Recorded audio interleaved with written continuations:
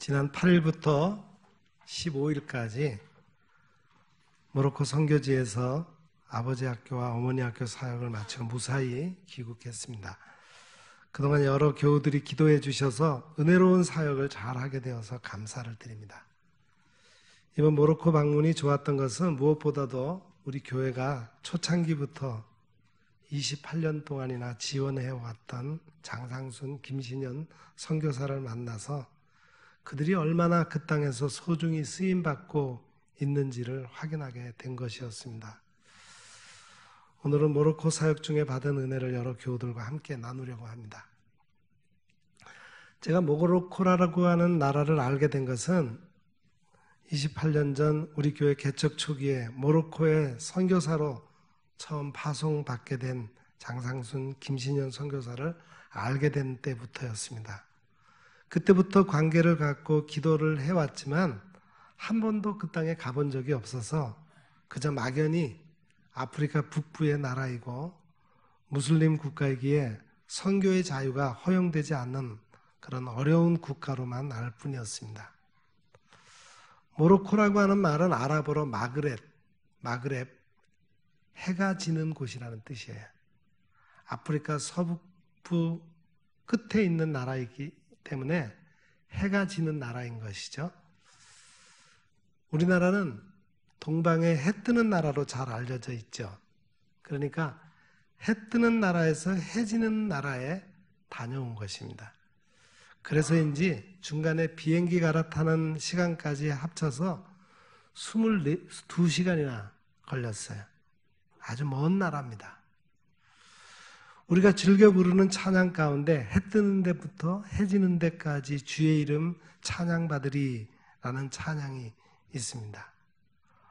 모로코가 해 지는 나라인 것을 알고 난부터 저는 늘 이 찬양을 흥얼거렸습니다. 그런데 이 찬양은 바로 오늘 우리가 함께 읽은 시편 113편 1절부터 3절까지를 가사로 하고 있어요. 그래서 저는 이번 선교여행을 준비하면서 이제 우리는 모로코 땅에 여호와의 이름이 찬양받으실 일을 위해서 간다.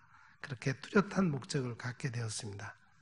그 땅에 그 일을 위해서 하나님의 이름만이 찬양받으실 그 일을 위해 수고하시는 선교사님들의 가정을 회복해서 그들이 하나님의 은혜와 능력을 얻게 해서 그 땅의 사람들에게 복음을 전할 때 그곳 해지는 곳의 백성들이 하나님을 알고 그분만이 찬양받으시기에 합당하신 분으로 찬양하도록 하자 이렇게 기도하며 준비했습니다. 오늘 읽은 이 시편 113편은 할렐루야로 시작해서 할렐루야로 끝을 맺는 그런 시입니다. 사실 우리의 신앙생활은 한마디로 말하면은 하나님을 찬양하는 것이라 할 수 있겠습니다.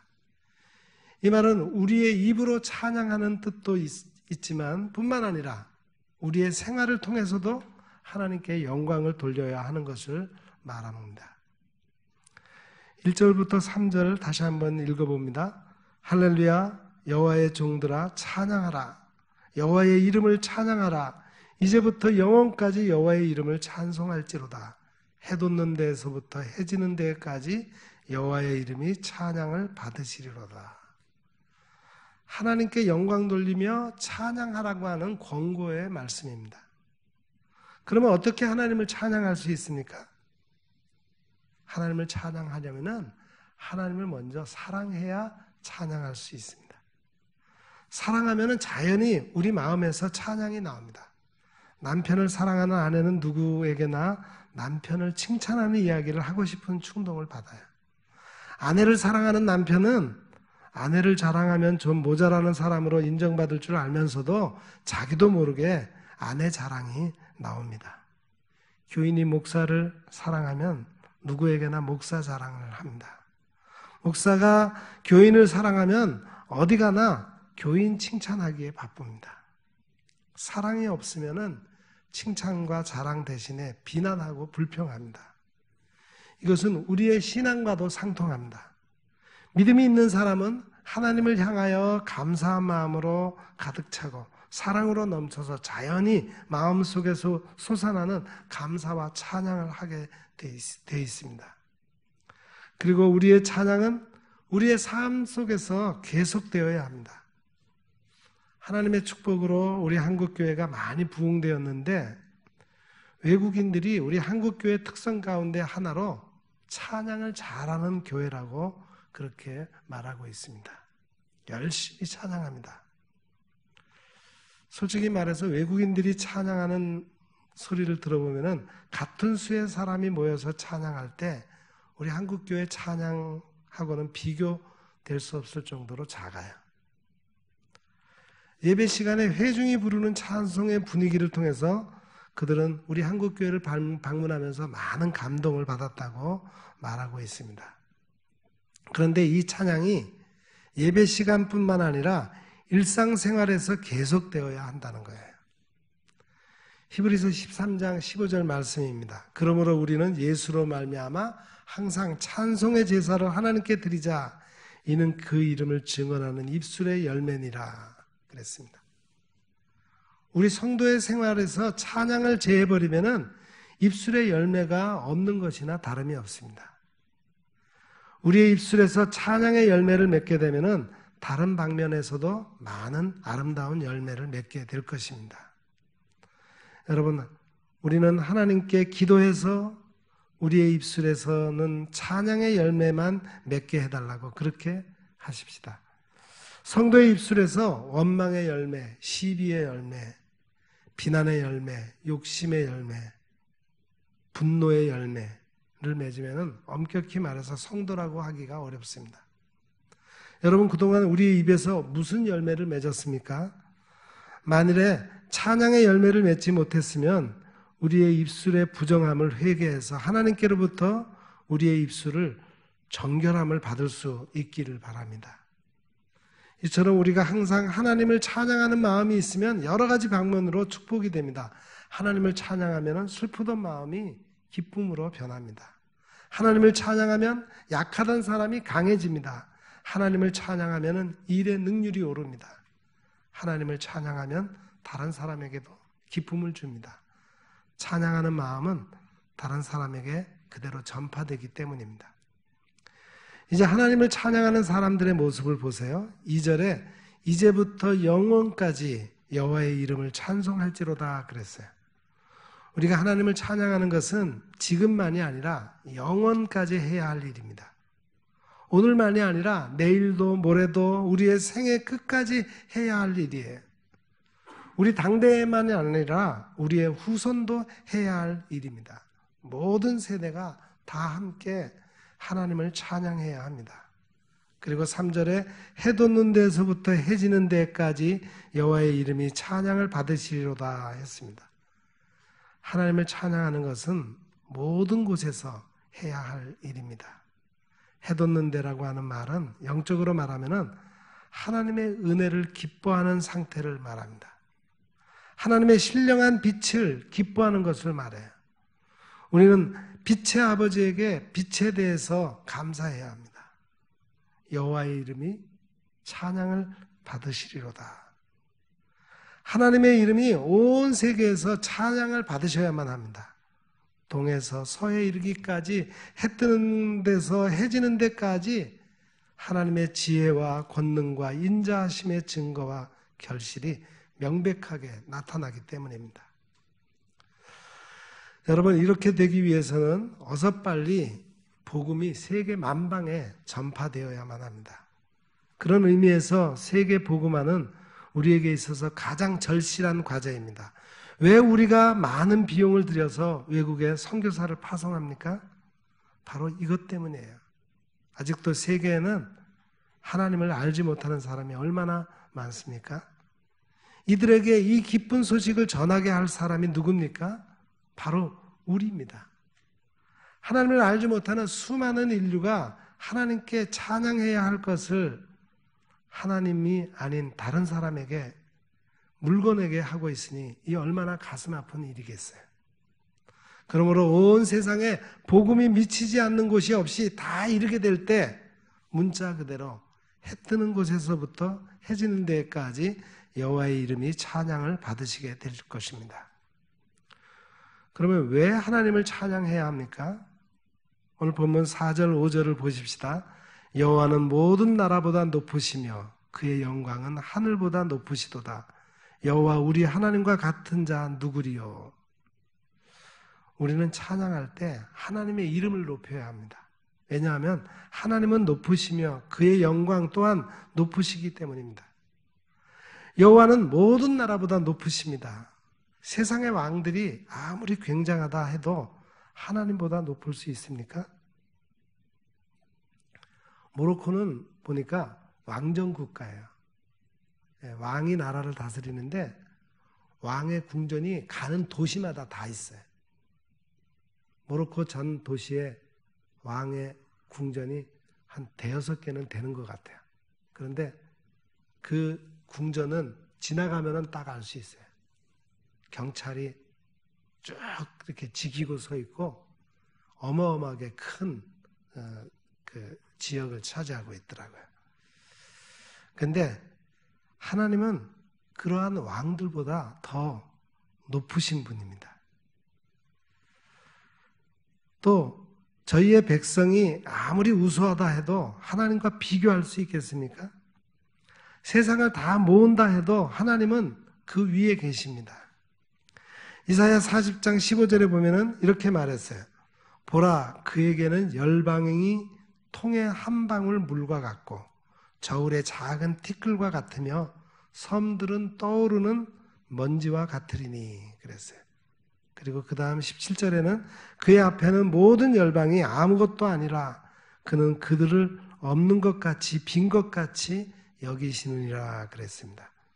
따지고 보면은 하나님 앞에 이 세상의 모든 나라가 아무것도 아닙니다. 저 광야란 우주를 보세요. 수십, 수백, 수천억의 무뼈를 바라보세요. 이 지구는 그 중에 하나인 겁니다. 문자 그대로 물통 속에 한 방울의 물이라 해도 조금 더 과장된 표현이 아니지 않습니까? 미국이나 러시아, 중국, 인도가 아무리 큰 나라라고 하지만 하나님에게는 저울의 티끌 같아 그것 때문에 저울의 무게에 관여할 정도가 아닌 것을 말합니다. 하나님의 존재는 이렇게 위대하십니다. 그러므로 모든 나라, 모든 민족이 하나님을 찬양해야만 하는 것입니다. 그리고 하나님의 영광은 하늘보다 높으시도다 그랬어요. 하나님은 우리 모두 위에 초월해 계십니다. 그러므로 우리는 거룩한 감탄으로 하나님을 찬양할 수밖에 없어요. 여호와 우리 하나님과 같은 자 누구입니까? 세상의 열왕과 모든 지배자 중에 누가 그와 같습니까? 세상에서 영리하고 축복받은 영혼 가운데 누가 하나님보다 높습니까? 이 세상에는 하나님과 동등시 될 사람은 아무도 없으며 비교될 수도 없습니다. 하나님은 초월적이시며 비교될 수 없으시며 너무 위대하신 분이므로 찬양을 받으셔야만 합니다. 하나님은 높은 곳에서 모든 것을 보시며 만물을 다스리시며 올바르게 찬양하도록 이끄십니다. 이와 같은 하나님이 높은 위에 앉으셨으나 이 땅에서는 스스로 낮추셨습니다. 다시 말해서 하나님은 하늘에 높이 거하시며 땅을 살피시려고 낮아지신 분이에요. 스스로 높이시고 스스로 낮추신 하나님이십니다. 이것은 하나님 자신만이 하시는 일이에요. 하나님의 영광은 모든 나라 위에 모든 하늘 위에 있으시지만 아무것도 그분에 의해서 소홀히 여김을 받지 아니합니다. 욥기 36장 5절에 있는 말씀대로 하나님은 전능하시나 아무도 멸시하지 아니하십니다. 이것이 하나님의 위대하심인 거예요. 우리 사람과는 얼마나 다릅니까? 사람은 자기에게 무엇이 좀 있는 것 같으면 교만해져서 없는 사람을 멸시하기 쉽습니다. 돈이 좀 있으면 돈 없는 사람 업신여기고 공부를 좀 해서 지식을 얻으면 공부할 기회가 없는 사람을 천대하고 권력이 생기면 권력 없는 사람을 무시하고 재간이 좀 있으면 교만해서 그렇지 않은 사람을 우습게 여깁니다. 심지어 얼굴이 좀 잘생기면 교만해져서 그렇지 못한 사람을 못생겼다고 비웃는 게 이 세상입니다. 그런데 하나님은 만유 위에 계시면서도 낮고 천한 우리 인간을 멸시하는 법이 없으십니다. 그래서 하나님은 그의 인자하심으로 땅을 충만케 하며 인내로서 선을 행하는 모범을 우리에게 보이셨습니다. 우리는 비천하지만 그럼에도 불구하고 우리를 보살피시며 관심을 갖고 계십니다. 하늘과 땅에 있는 만물을 보살피시는 것이 하나님에게 있어서 겸비라고 한다면 하나님의 아들에게 있어서는 잃은 자를 찾고 구원하시기 위해 사람의 몸을 입으시고 하늘로부터 땅으로 내려오신 사실 또한 겸비인 것입니다. 사도 바울이 빌립보서 2장 6절 이하에 말씀한 대로 그는 근본 하나님의 본체시나 하나님과 동등됨을 취할 것으로 여기지 아니하시고 오히려 자기를 비워 종의 형체를 가져 사람들과 같이 되었고 사람의 모양으로 나타나셨음에 자기를 낮추시고 죽기까지 복종하셨으니 곧 십자가에 죽으심이라 그랬습니다. 그리스도의 비하가 바로 여기에 있습니다. 주님께서는 세상에 있는 큰 것들을 보실 뿐만 아니라 가장 비천한 것과 또 불쌍한 사람들을 굽어보시고 그들을 위해 기적을 행하시며 놀라운 일들을 행하십니다. 이것은 세상이 자연의 과정에 의해서 지배되는 것이 아니라 하나님에 의해서 지배된다는 사실을 보여주는 것입니다. 하나님은 우리가 미처 기대하지 못한 일까지 행하기를 기뻐하십니다. 여기 7절, 8절을 보세요. 가난한 자를 먼지 더미에서 일으키시며 궁핍한 자를 거름 더미에서 들어세워 지도자들 곧 그의 백성의 지도자들과 함께 세우셨다 그랬습니다. 하나님은 위대한 과업을 수행하시려고 하실 때 사람의 눈으로 보기에는 가장 비천한 것을 택하여 그 일에 사용하시며 저희들 스스로도 가장 비천하다고 생각하는 사람을 가장 높은 영광의 자리까지 이르게 하십니다. 기도는 타작마당에서 나왔어요. 사울은 당나귀 찾는 일에서 불려왔습니다. 다윗은 베들레헴 들판에 양치는 목동에서 불려 세워졌습니다. 베드로는 고기 낚는 데서 사람 낚는 업으로 부르심을 받았습니다. D.L. 무디는 구두 수성공의 자리에서 불려 미국 역사상 가장 위대한 복음 전도자가 되게 했습니다. 바울의 말씀대로 하나님은 약한 자를 들어 강한 자를 부끄럽게 하시며 어리석은 자를 들어 스스로 지혜 있다고 하는 사람을 부끄럽게 하십니다.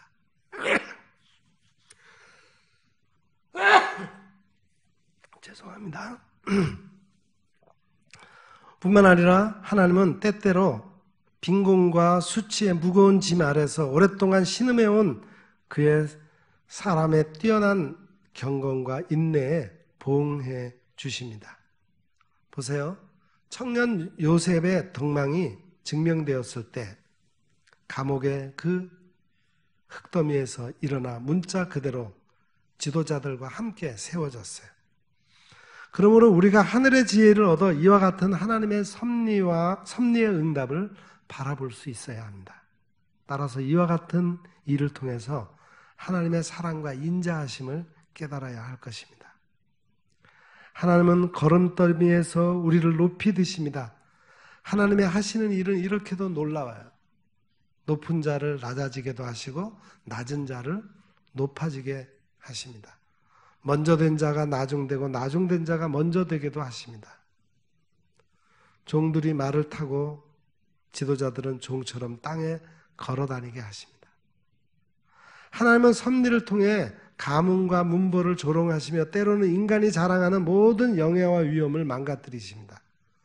하나님은 인간들이 조롱하며 멸시하는 자들을 하나님을 위하여 택하십니다. 거름더미에서 높이 들어 방백들과 함께 세우십니다. 이것은 우리로 자랑하지 못하게 하기 위해서입니다. 그러므로 가난이나 무식이 복음을 받아들이는데 조금도 장애를 받아서도 안 됩니다. 그러므로 조금도 우리의 환경이나 조건이 어려운 자리에 있다 하더라도 낙심하거나 자포자기할 필요가 없습니다. 그리고 우리의 심령의 상태가 아무리 어려운 자리에 있다 하더라도 상관할 것이 없어요. 있는 그대로 주님께 오면 됩니다. 내 심령이 가난한 대로 주님께 오면 주님은 우리에게 넉넉하게 만족하게 하십니다. 주님께로 나오면 됩니다.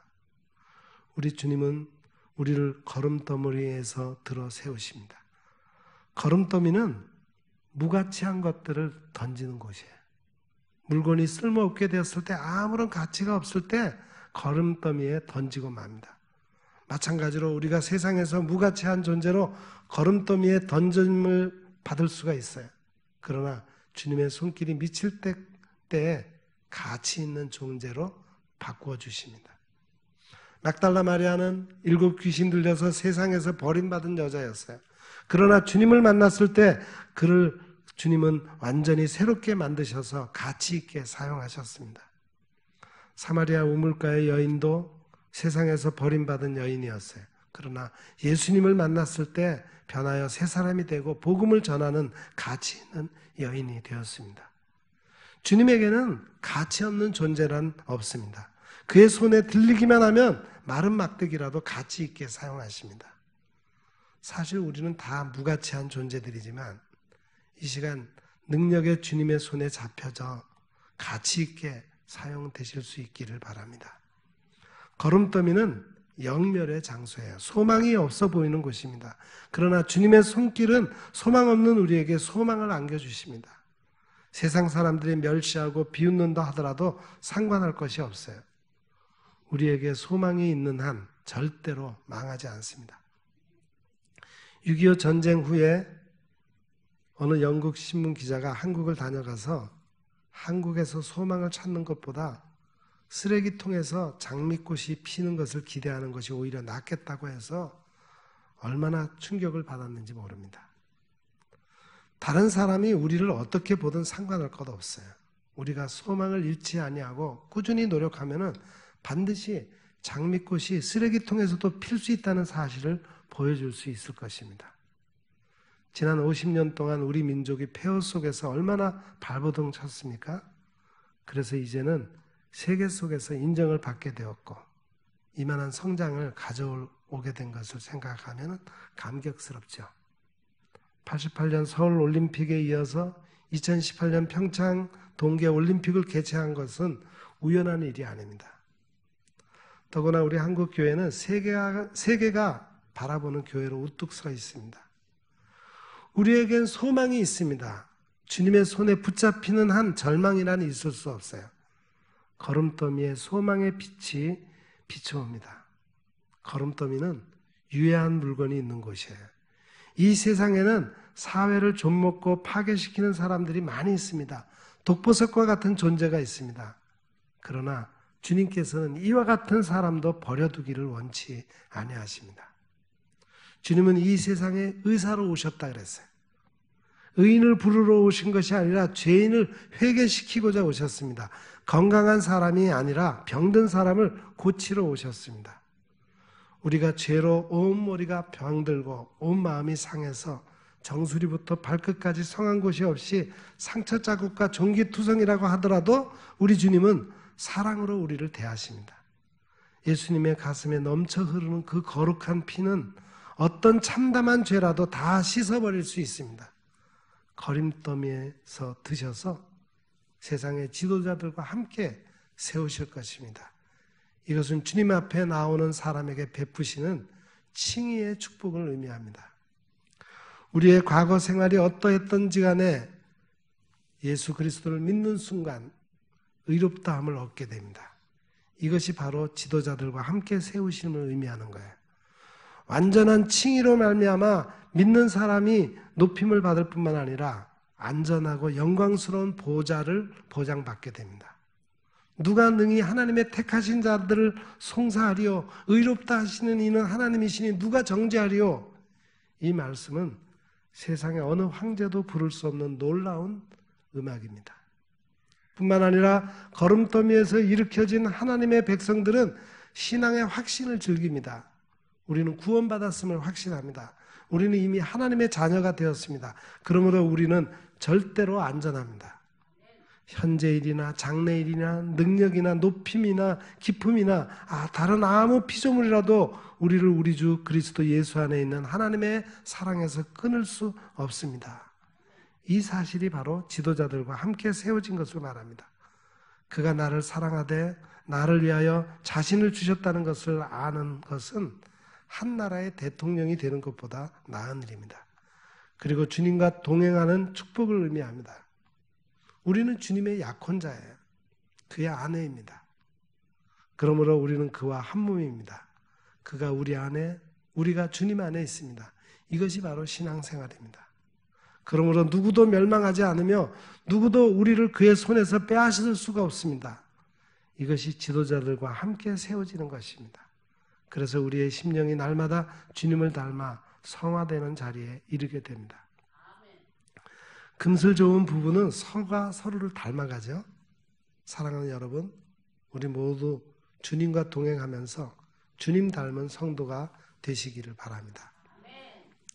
마지막에 9절 말씀, 임신하지 못한던 여자로 집에 살게 하사 자녀들을 즐겁게 하는 어머니가 되게 하시는도다 그랬어요. 아이가 세상에 태어나면은 그 기쁨 때문에 고통을 잊어버리죠. 더구나 오랫동안 임신하지 못한 여자에게 아이가 태어나면 그 기쁨은 이루 말할 수 없을 것입니다. 거기에 특별한 감사가 있습니다. 우리의 심령에도 믿음의 열매를 맺어 기쁨과 감사가 넘치는 축복을 다 받으시기를 바랍니다. 우리 모두 하나님을 찬양하십시다. 거름더미에서 우리를 건지셔서 비천한 데서, 무거운 짐에서, 멸시와 천대에서, 죄의 구렁이에서 건져 의롭다 하시고 확신을 주시고 동행의 축복을 주시고 믿음의 열매를 맺게 하신 하나님을 찬양하십시다. 이번 모로코 사역을 통해서 저는 많은 선교사님을 만났어요. 선교사님들 가족을 위한 아버지 학교, 어머니 학교, 자녀 캠프였으니까 모로코에 있는 우리 한인 선교사들 다는 아니지만 그래도 한 반 정도는 모였던 것 같아요. 한 20가정이 모였어요. 다양한 분들이 있었습니다. 그 중에는 목사 안수를 받고 목회자로서 한인교회에 목회를 하는 분도 있지만 많은 분들이 전문 직업을 가진 분으로서 특수한 분야에서 선교를 하고 있었습니다. 의사도 있었고 사업을 하는 분도 있었고 코이카나 국제의료구호단체인 글로벌 케어 등 그런 단체에서 일하시는 분들도 있었습니다. 연령층도 다양했습니다. 40대에서부터 50대, 60대, 65세 때 은퇴를 해서 실버 미션으로 나와 일하시는 분들도 있었습니다. 그래서 저들이 일하는 현장도 각각 달랐고 일하는 방식도 달랐어요. 아주 시골 오지 마을을 다 일일이 다니면서 아픈 노인들 치료해주고 직접적으로 복음을 전하는 선교사님들도 있었고 지식인 청년층들에게 복음을 설명하면서 저들의 마음을 열게 해서 저들 스스로가 하나님을 예배하도록 저들에게 일자리를 제공해주고 예배드리는 장소를 마련해주는 그런 선교사님도 있었습니다. 그러나 공통적인 것은 저들은 하나같이 밝은 삶을 통해 모로코 사람들에게 그들이 기뻐하는 삶을 보여주므로 그 이유가 바로 하나님을 믿고 하나님께서 하신 구원의 복음을 받아들였기 때문인 것을 알리는 것이었어요. 그들은 이 시편 113편의 내용을 실제의 삶으로 선포하는 자들이었습니다. 아무것도 되지 못한 나를 들어올려 귀하게 사용하시는 하나님, 그분만이 모든 나라보다 높으시고 그분의 영광은 하늘보다 높으시니 여호와의 이름을 찬양해야 합니다. 이렇게 외치는 선교사들이었습니다. 우리들도 낮고 천한 우리를 택하여 높이 들어 사용하시는 하나님의 이름을 높이 찬양하며 세계 모든 열방들이 우리와 함께 그 하나님을 찬양하도록 하는 일에 적극적으로 동참하시기를 바랍니다. 기도하겠습니다. 거룩하신 하나님, 하나님의 이름을 높이며 찬양을 올려드립니다. 우리를 비천한 가운데서 건져 구원하여 주시고 높이 들어 귀한 일에 사용하여 주심을 감사드립니다. 이제 우리가 세계 열방을 향해 나아가 하나님을 모르는 모든 사람들에게 하나님을 삶으로 나타내 보일 수 있게 하시고 저들과 함께 하나님을 찬양하게 하옵소서. 예수님의 이름으로 기도합니다. 아멘.